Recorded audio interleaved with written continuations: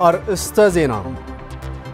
بجونوسايداوي سرعة أبي أحمد أب كتما مغلب استفصم دبداب نفاريت وق أب العلي عصر سلسته نصحات نبرتي موجداتي كم زبصحهم تقليصهم ميجي دربياتنا جزاب ملء فريس محمد صقتي أو يا دربيات تبع المريضة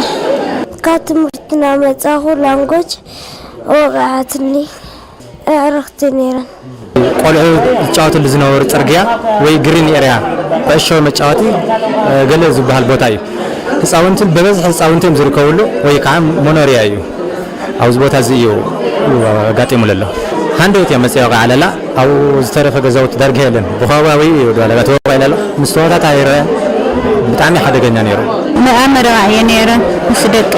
لا سرحنا لا زلالنا مالتي قاوش يتولفنا دمت أمتي أو رأسي لفنا نقدر فسسن زنا جزا في الرأس مالت فريس كل سنتي تغير أجري يدي كلتي رأسي هاي سدرا قدايتن قرابتنون بتقف عاو تكبر قبل عليه ساونتي مقدات كم زبصحه يقلصم شماي ممر سنايتي بحال قادن قسنا وطينا اجزانا دمص مسمعنا خاوتون قلت قات مرت بيت سلسدينا نورنا دقيلنا وطينا غطامي لحرت وقع على لندوي لنا لمصينا زي اب تمرت يعني راه مالك اب اقرا توقع زلا مبرات بحال اغطامينا مصينا غروتينا توقع مستهلتنا مصينا منم دام فران سفري منم ነገር የለው ነቀ ድምጽ ሰሚዕና ቆልዕትና ሒዝና ገዛእቲና ነርና አው ግን ተራና ቆልዕ ሲልና ኣብ ላምቡሽ ዝነበራ ማለት እዩ ገሊኦም ቆልዕ ረኺብና ያን ገሊኦም ድማ ብዛዕታት መጽመለው ማለት እዩ እዚ ግፍዓው ተግባር ኣካልቲ ህዝቢ ትግራይ ንምጽናስ ዝግበር ዘሎ ምዃኑ ድማ ግዳያት የረዱም ዝማጭ ከነ ሕዚ ይኹን ጀሚሩ እኮ እዚ ልጻነ ሓንዲ ሎሚ ይኾነ 2013 ይኾነ ናቱ መቀጸልታ እዩ ከጥፉና እንደም ዝበለ ናይ መቀጸልታ ለሕዝለ ይኸው ኣብ ንጹሃን ዜጋታት ህፃውንቲ ኣዴታት ኣብ ዝለለው ልቦታይ ኣብ ኮምፕሬሄንሲቭ ስፔሻላይዝድ ሆስፒታል አይደር መተሓወሪ ጉጅላ ሃንደወታዊ ሕክምና ኣይተ ብርሃኑ ሃይለማርያም ቤት መጥቃዕቲ ሓደ ወዲ 2 ዓመት ህፃን ዝርከቦም 13 ነበርቲ መጉዳእት ከም ዝበፅሖም ኣረድዮም ዛጊድ ዝመፅና ያው ላብ 13 ተሓከምቲ መፅኦምና እዮም ያው ካብቶም 13 ተሓከምቲ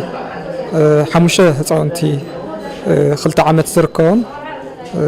ኣለውና ያው ቶም ዝተረፉ ደሞ ያው 8 ዝኣኽሉ ያው ከ18 ዓመት ብላዕሊዮም ማለት ያው እቲ መጉዳእቲ ዝተፈላለየ መጉዳእቲ እዩ ኣብ ርእሶም ዝተጎድለውና